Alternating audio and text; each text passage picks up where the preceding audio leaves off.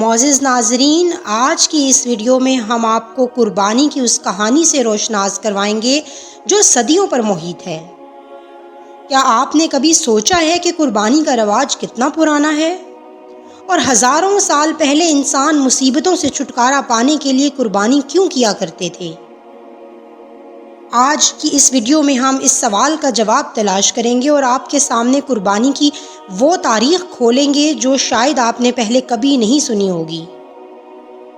اس کہانی میں ایک ایسی حقیقت چھپی ہے جو نہ صرف آپ کو حیران کر دے گی بلکہ انسانیت کے بارے میں آپ کی سوچ کو بھی بدل سکتی ہے۔ قربانی کا تصور کوئی نیا نہیں ہے بلکہ یہ مقدس رسم ہزاروں سالوں سے رائج ہے۔ زمانے قدیم سے ہی انسان مصیبت اور پریشانیوں سے نجات کے لیے اپنے دیوی دیوتاؤں کے آگے قربانی دیا کرتے تھے۔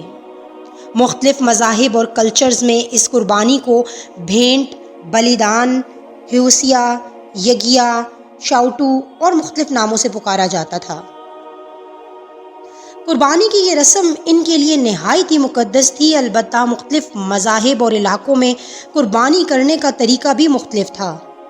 قربانی الگ الگ چیزوں کی دی جاتی تھی: جانوروں کی قربانی، پھلوں کی قربانی، گلا اور شراب کی قربانی اور انسانوں کی قربانی۔ یہ تمام قربانیاں مختلف مہینوں اور مختلف کنڈیشنز میں دی جاتی تھیں جسے وہ اپنے ہی بنائے ہوئے خداؤں کی خدمت میں پیش کیا کرتے تھے تاکہ ان کا دیوتا ان سے خوش ہو جائے۔ معزز ناظرین، دنیا کی تاریخ میں سب سے پہلی قربانی حابیل و قابیل کی قربانی کو مانا جاتا ہے۔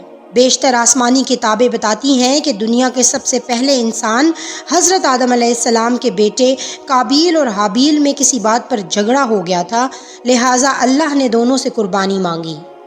دونوں نے اپنا اپنا جانور پہاڑ کی چوٹیوں پر پہنچا دیا۔ حابیل نے قربانی کے لیے عمدہ مویشیوں اور جانوروں کو پیش کیا، لہٰذا اس کی خالص نیت کی وجہ سے قربانی قبول ہوئی اور آسمان سے آگ اتری جس نے اس کے مویشیوں کو جلا دیا۔ مگر قابیل نے ردی اور گھٹیا قسم کے اناج پیش کیے تھے، چنانچہ اس کی قربانی قبول نہیں ہوئی۔ یہ دنیا کی پہلی قربانی تھی اور قربانی کا یہی طریقہ آگے بھی جاری رہا۔ لوگ اونچے اونچے مقام پر خدا کے حضور عمدہ چیزیں پیش کیا کرتے تھے اور آسمان سے آگ اتر کر انہیں جلا دیتی تھی، جو اس بات کا ثبوت تھا کہ ان کی قربانی قبول ہو گئی ہے۔ قدیم مصری تہذیب کے اندر لوگوں کا عقیدہ یہ تھا کہ ان کا دیوتا آمون راہ زندہ ہے اور اسے بھوک لگتی ہے، اس لیے وہ اس کے سامنے جانور یا کبھی کبھار غلام یا قیدی کو بھی ذبح کر دیا کرتے تھے۔ قدیم میزوپوٹیمیا کے اندر اکادیوں کا ماننا تھا کہ دیوتا اگر ناراض ہو جائیں تو قحط، جنگ اور زلزلے نازل ہوتے ہیں، چنانچہ وہ ان دیوتاؤں کے آگے شراب، اناج اور جانور کی قربانی دیا کرتے تھے۔ قدیم یونان کے اندر مندروں میں باضابطہ قربان گاہ بنی ہوئی تھی جن میں دیوی دیوتاؤں کے آگے بیل، بکرے یا بھیڑ ذبح ہوتے تھے اور اس قربانی کا مقصد شہر کی حفاظت اور خوشحالی تھا۔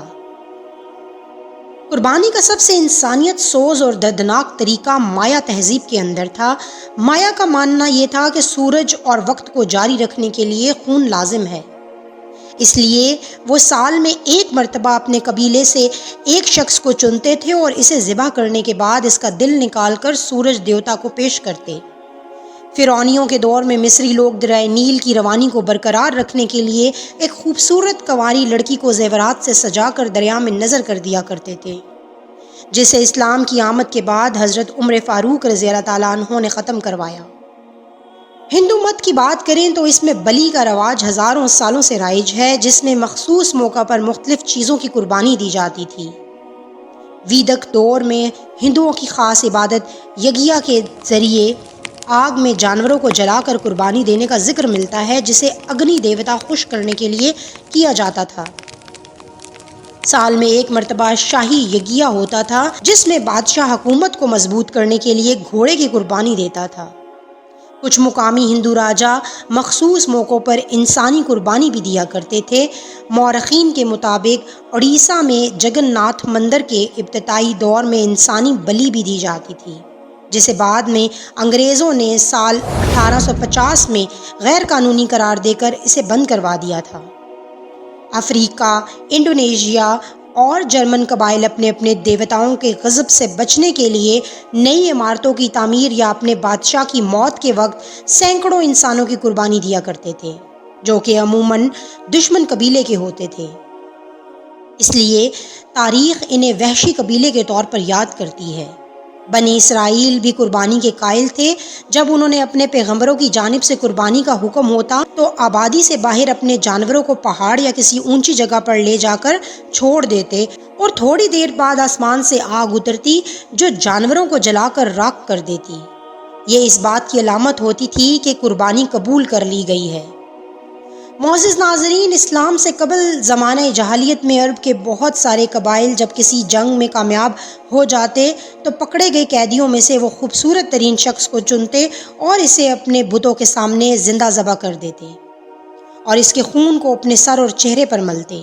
غرض یہ کہ انسانی تاریخ کی تمام بڑی تہذیبوں میں قربانی کا تصور کسی نہ کسی شکل میں موجود تھا۔ یہ کوئی رسم نہیں بلکہ اس کا رشتہ مذہبی عبادت سے جڑا تھا۔ جس وجہ سے قربانی کو امت محمدیہ پر فرض کیا گیا وہ حضرت ابراہیم علیہ السلام کی قربانی ہے۔ واقعہ کچھ یوں ہے کہ جب اللہ نے حضرت ابراہیم کو آزمانا چاہا تو خواب کے ذریعے آپ کو حکم ہوا کہ آپ کو اپنے عزیز بیٹے اسماعیل کو اللہ کی راہ میں ذبح کرنا ہوگا۔ ابراہیم علیہ السلام کو اپنے لخت جگر سے بے حد محبت تھی، لیکن اللہ کے حکم کے آگے آپ علیہ السلام نے سر تسلیم خم کیا اور حضرت اسماعیل علیہ السلام کو ذبح کرنے کے لیے پہاڑ کی چوٹی پر لے گئے۔ جب باپ نے بیٹے کو لٹا دیا اور گلے پر چھری چلانے کا ارادہ کیا تب اللہ کی طرف سے ایک غیبی آواز آئی کہ بس ابراہیم، بے شک آپ نے اپنا خواب سچ کر دکھایا ہے۔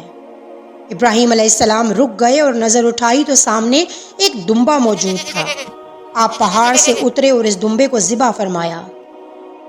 اس طرح اللہ نے حضرت اسماعیل علیہ السلام کی جان بخش کر انسانیت کو یہ پیغام دیا کہ اس لاشریک خدا کو انسانوں کی قربانی نہیں چاہیے جو گمراہ لوگ باطل دیوتاؤں کے سامنے کرتے تھے۔ اس کے برعکس جانوروں کی قربانی کا یہ طریقہ سب سے عمدہ، پاکیزہ اور اعلیٰ ہے، جس میں جانوروں کو اللہ کی راہ میں قربان کیا جائے اور اس کے گوشت کو غریبوں میں تقسیم کیا جائے۔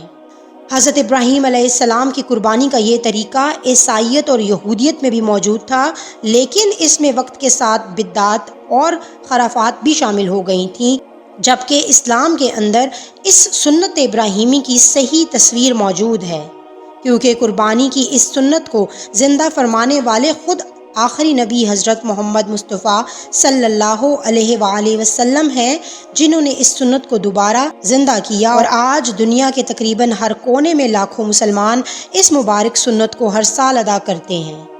جہاں دنیا کے دوسرے مذاہب میں آج بتوں اور باطل دیوی دیوتاؤں کے آگے بے شمار کھانے پینے کی چیزیں پیش کر کے غذاؤں کو ضائع کیا جاتا ہے، جہاں پتھروں کے اوپر ہزاروں لیٹرز دودھ بہا دیا جاتا ہے، گرچہ بت کوئی نوالا منہ میں نہیں ڈالتے پھر بھی ان کے سامنے پھل اور اناج پڑے ہوتے ہیں، جبکہ اسلام قربانی کے گوشت کو مسکین، ضرورت مند، بھوکوں اور غریبوں کو بانٹ دینے کا حکم دیتا ہے، اور اسلام کی یہی فیاضی اور نوازش اسے دنیا کا سب سے خوبصورت دین بنا دیتی ہے۔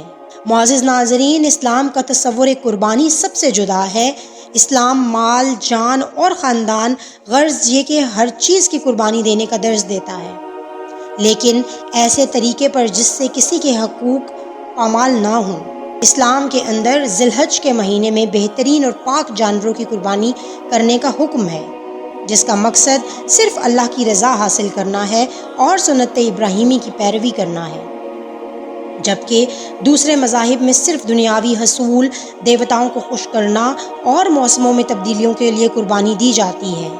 مسلمان 10 ذی الحج کو جانوروں کی قربانی صرف رضائے الہی کے لیے کرتے ہیں، جس کا کوئی دنیاوی مقصد نہیں ہوتا، بلکہ یہ عمل صرف ابراہیم علیہ السلام کی پیروی میں کیا جاتا ہے، جو اس بات کا اظہار ہے کہ اے اللہ، تو نے ہم سے ہمارے جانوروں کی جان اور خون مانگے ہیں، ہم بخوشی اسے دینے کے لیے تیار ہیں۔